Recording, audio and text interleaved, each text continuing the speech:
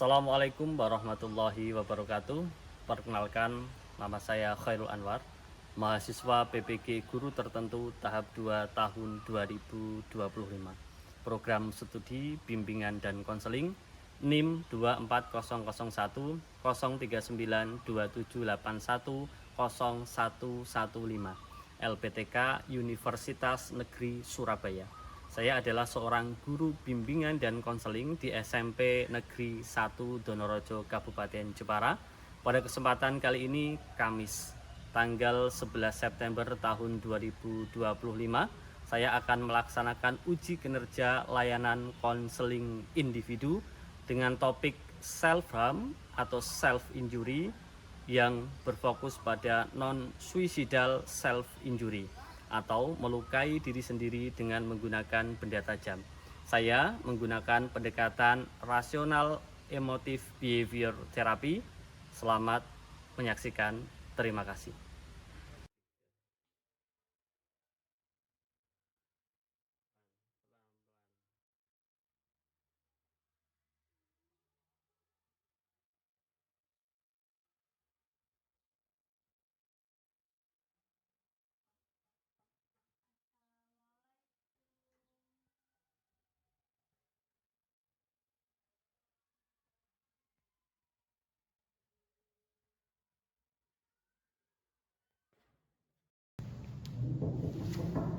Permisi, Assalamualaikum. Selamat pagi Pak Irul. Waalaikumsalam. Silakan masuk, Reta. Silakan duduk. Bagaimana kabar kamu hari ini? Baik, Pak. Terima kasih sudah datang memenuhi panggilan Pak Irul. Oh iya, selamat ya, kemarin kamu mendapatkan juara lomba bola voli antara SMP se-Kabupaten Jepara, betul? Ya, betul. Terima kasih banyak ya Pak atas ucapannya. Ya, sama-sama. Tadi kamu ke ruang sini diberitahu siapa?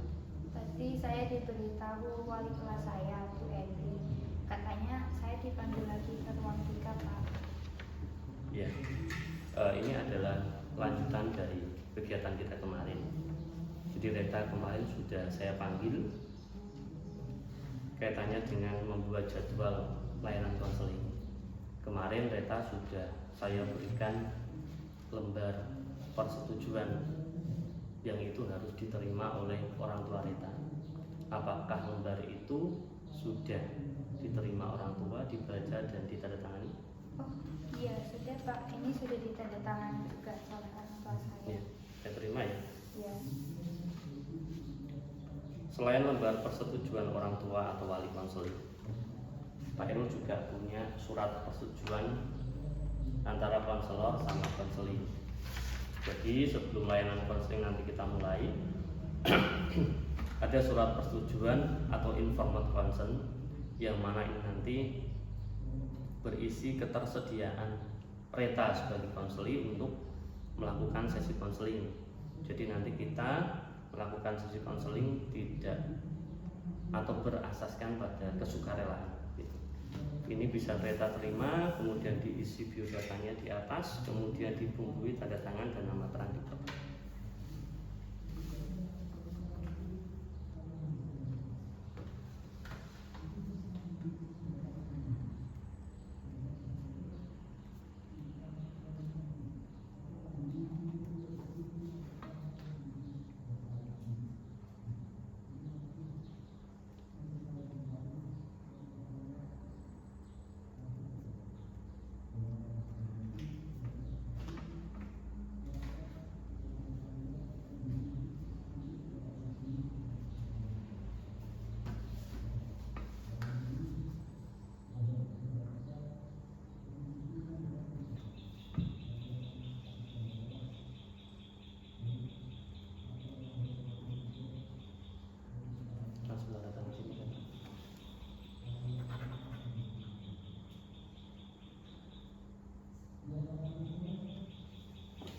Ya, terima kasih.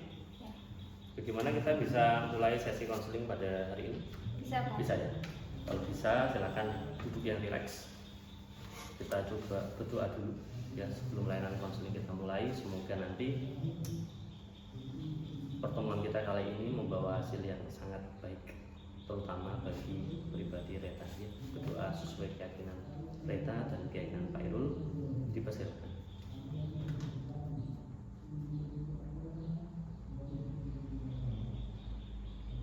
Sudah selesai. Reta sebelumnya sudah pernah melakukan sesi konseling? Belum pernah sama sekali. Sama sekali belum pernah ya? Ya. Sebelum kita menjalankan sesi konseling, perlu kalian ketahui atau perlu Reta ketahui bahwasanya konseling itu adalah proses pemberian bantuan yang dilakukan oleh seorang yang ahli, dalam hal ini adalah konselor dan Pak Irul, kepada seseorang yang membutuhkan bantuan, dalam hal ini adalah Reta, yang mana tujuannya adalah nanti untuk menuntaskan masalah. Nanti diharapkan konseling itu bisa secara mandiri untuk menyelesaikan masalahnya sendiri tanpa bergantung pada orang lain gitu. Kemudian dalam konseling itu ada yang namanya asas-asas. Ada 4 asas penting yang harus ada pada saat proses konseling. Yang pertama adalah asas kesukarelaan. Asas kesukarelaan itu yang mana menunjukkan bahwa konseling ketika menemui konselor tidak ada unsur paksaan ya. Apakah Reta tadi kesini disuruh Bu Henry, apakah ada paksaan? Dengan sukarela. Dengan sukarela ya, terima kasih. Kemudian yang kedua adalah asas keterbukaan. Asas keterbukaan ini diharapkan Reta nanti pada saat melakukan sesi konseling itu menceritakan semuanya, baik itu dalam memberikan informasi ataupun menerima informasinya. Itu yang disebut sebagai asas keterbukaan. Jadi nanti tidak ada yang ditutup-tutupi. Supaya apa? Supaya nanti Pak Irul dan Reta bisa menemukan solusi yang terbaik. Kemudian yang ketiga adalah yang tidak kalah penting, ada asas kemandirian. Nanti meskipun Reta menemui Pak Irul, akan tetapi nanti yang menyelesaikan masalah Reta adalah Reta sendiri. Itu disebut sebagai asas kemandirian. Dan yang paling terakhir adalah asas kerahasiaan. Asas kerahasiaan itu, jadi apapun yang kita bicarakan di sini itu nanti tidak akan dikonsumsi publik. Pak Irul tidak akan menceritakan kepada siapapun dan atas maksud apapun tanpa tujuan Reta, gitu ya. Bisa dimengerti ya Reta ya? Iya, bisa ya. Terima kasih. Kita kontrak waktu dulu. Kita nanti akan melaksanakan sesi konseling selama kurang lebih 30 menit. Apabila dalam 30 menit itu nanti kita belum menemukan solusi ya, atas permasalahan Reta, nanti kita coba lakukan sesi konseling di kesempatan yang lain. Reta, Iya.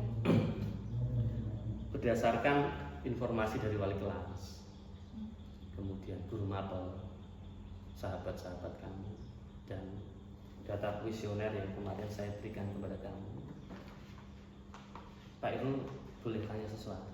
Boleh. Boleh.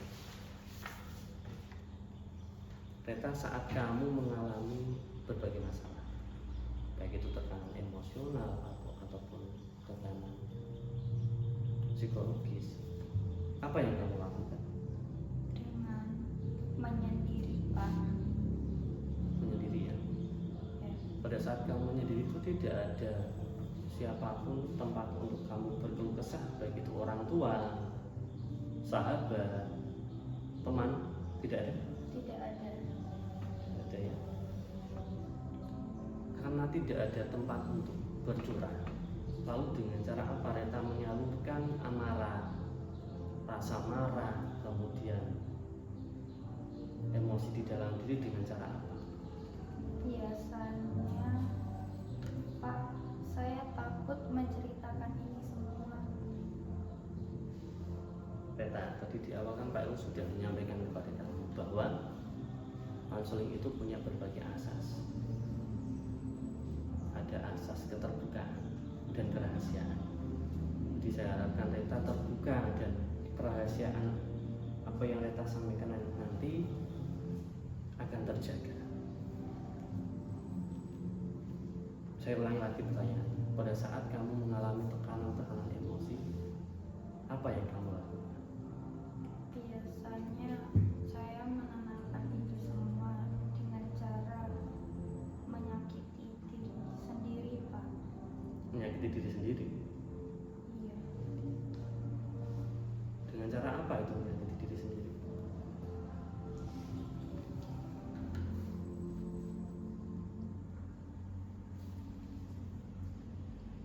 Coba lihat pergelangan tangan kamu yang kiri. Oh, ini saya habis dicakar sama kucing saya, Pak. Kuesioner yang kemarin saya bagikan itu, yang sudah kamu isi, itu menunjukkan bahwasanya kamu mengarah pada perilaku self harm atau self injury. Self harm itu apa ya, Pak? Self harm itu begini. Self harm itu tindakan melukai diri sendiri. Bisa menggunakan benda tajam, pecahan kaca, cutter, yang mana sebagai penyalur amarah supaya menenangkan diri.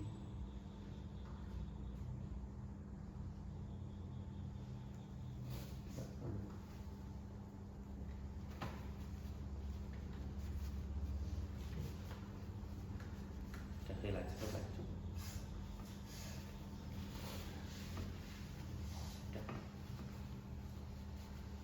Jangan ambil nafas dulu, datang nafas dulu.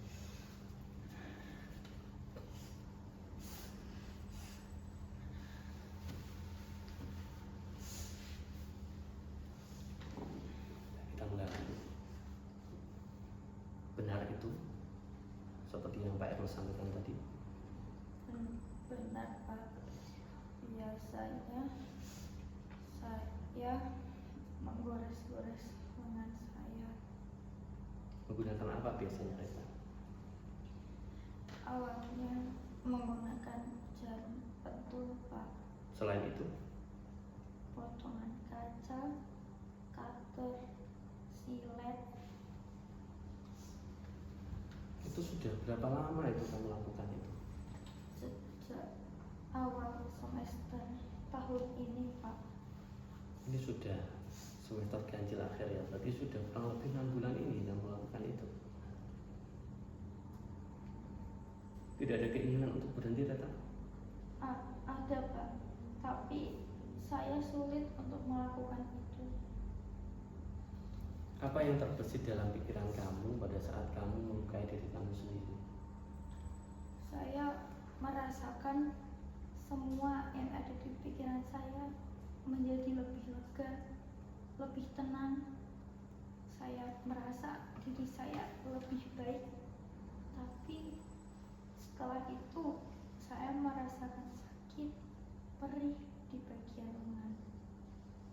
Selama kamu melakukan itu tidak ada yang mengetahui tindakan kamu itu, Reza? Tidak ada sama sekali, Pak.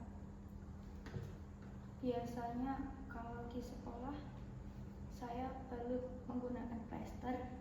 Iya. Dan jika kalau di rumah saya sering menggunakan kaos dengan berlengan panjang. Begitu ya. Apa yang terjadi sebelum kamu melukai diri kamu sendiri? Karena dimarahi oleh orang tua saya, Pak. Dimarahi oleh orang tua kamu, itu ya? Ya, Kenapa dimarahi orang tua kamu? saya merasa orang tua saya sudah lagi tidak sayang dengan saya. Dan saya mempunyai adik kecil yang berusia 4 tahun. Tapi orang tua saya tidak adil, Pak. Mereka lebih menyayangi adik saya dan saya dibiarkan begitu saja. Berarti kamu punya pemikiran dan keyakinan bahwasanya orang tuamu tidak adil terhadap kamu, karena mereka lebih sayang kepada adik kamu yang masih berusia 4 tahun begitu. Kamu pernah bercerita kepada orang tua kamu tentang apa yang kamu rasakan, bahwasanya kamu merasa kesepian, merasa butuh diperhatikan? Apakah kamu pernah bercerita itu kepada orang tua kamu? Pernah, Pak. Tapi jawaban mama saya ketus begini. Kamu kan udah gede,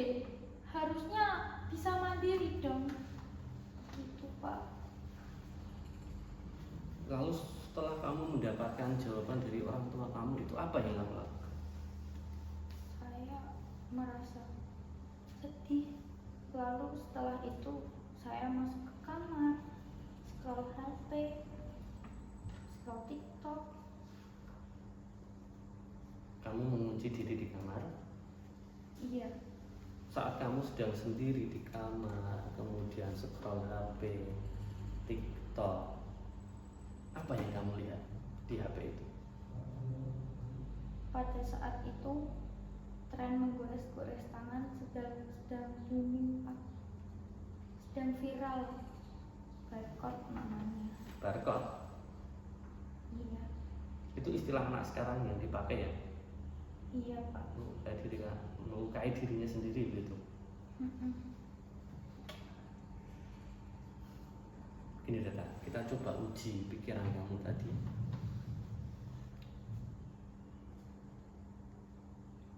Yang mengatakan bahwa orang tua tidak bersikap adil terhadap kalian berdua, Iya. terhadap kamu dan adik kamu yang usia 4 bulan.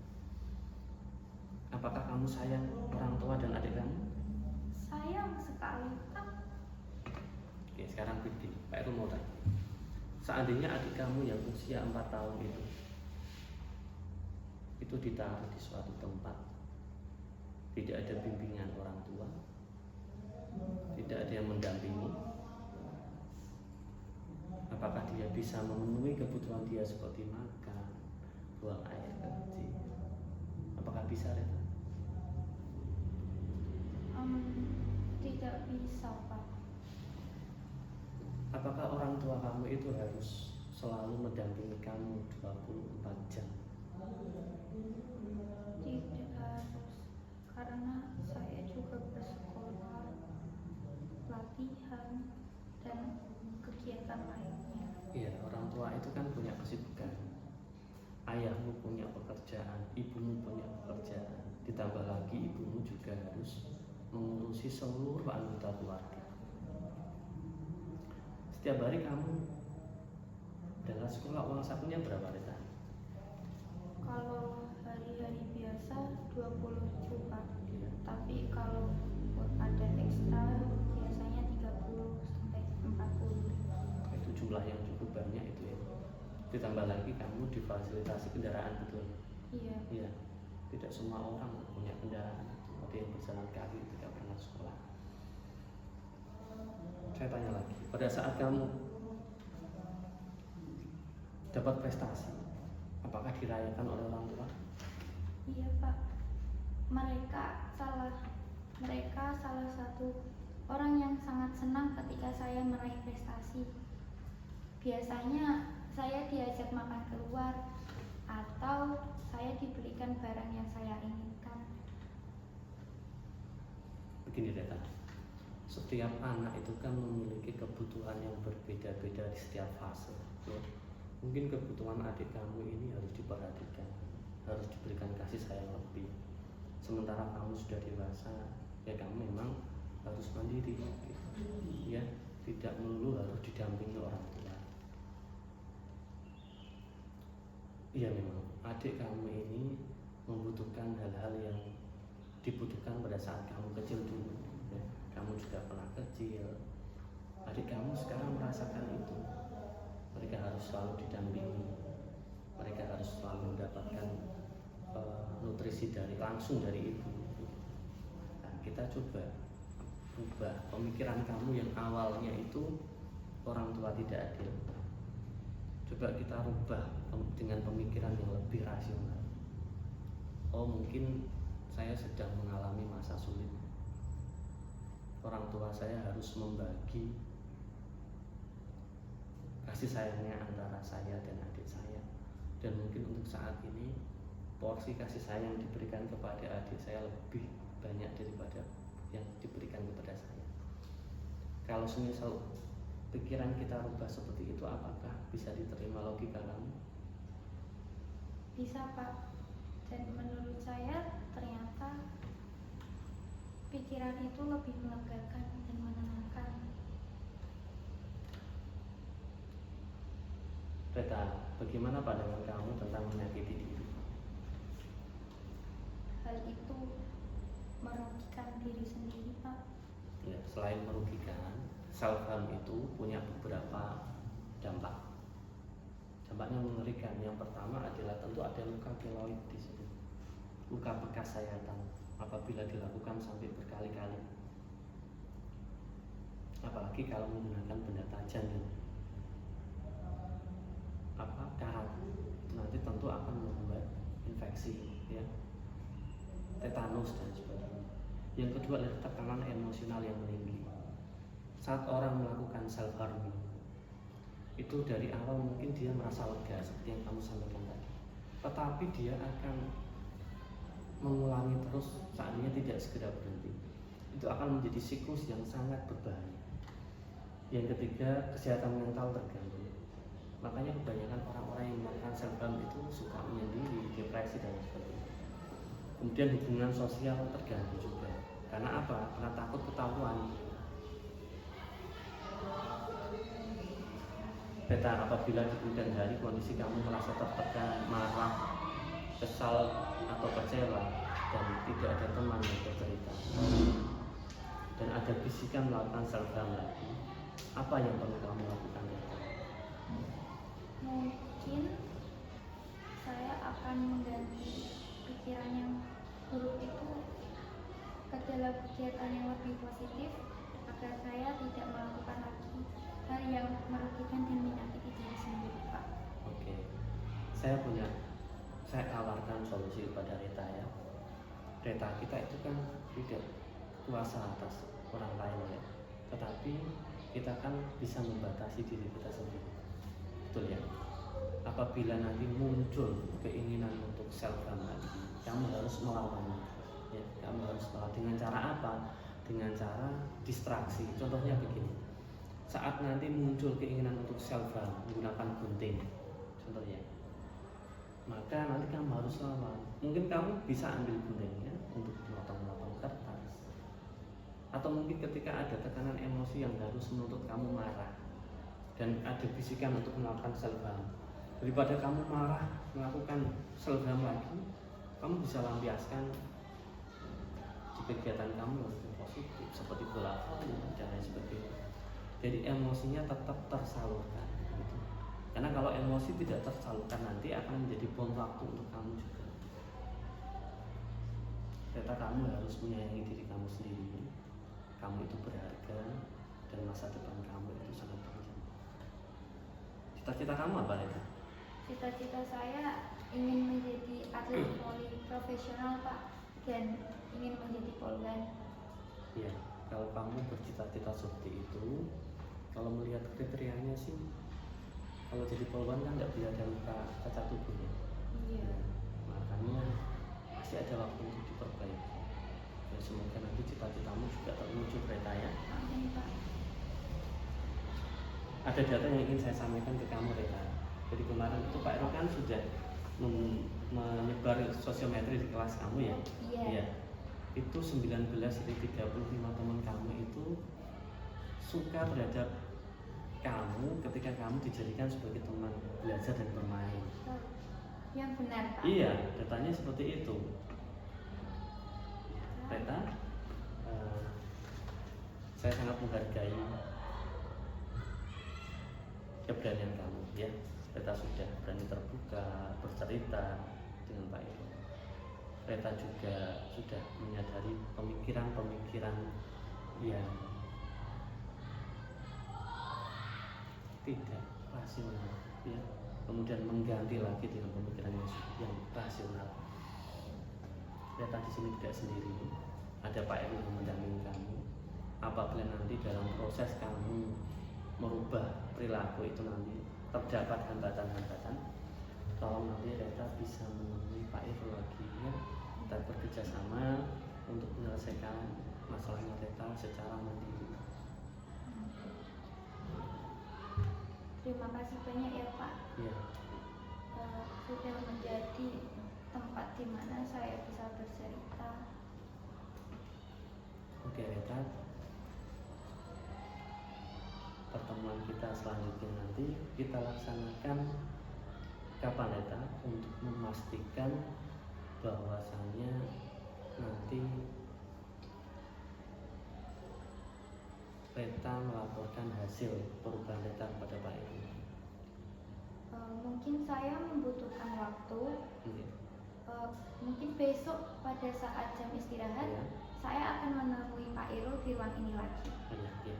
Jadi saya apresiasi niat baik kamu Reta.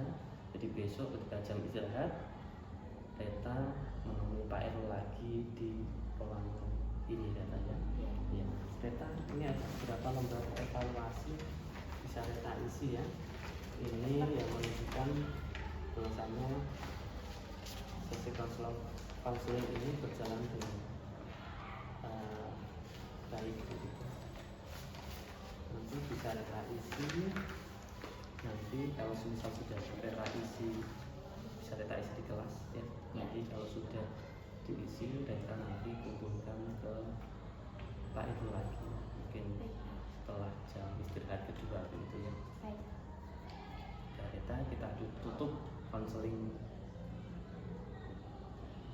hari ini ya, dengan doa ya, semoga apa yang sudah kita bicarakan dan yang sudah kita diskusikan hari ini itu mendapatkan hasil yang terbaik ya. Saya harapkan nanti Reta menjadi pribadi yang lebih berani melawan pada saat Reta melakukan kesalahan, dan saya harapkan Reta memiliki perilaku baru yang lebih positif ya Reta ya. Siap, Pak. Reta, kita akhiri dengan doa. Berdoa sesuai agama dan keyakinan kalian masing-masing. Saya berdoa.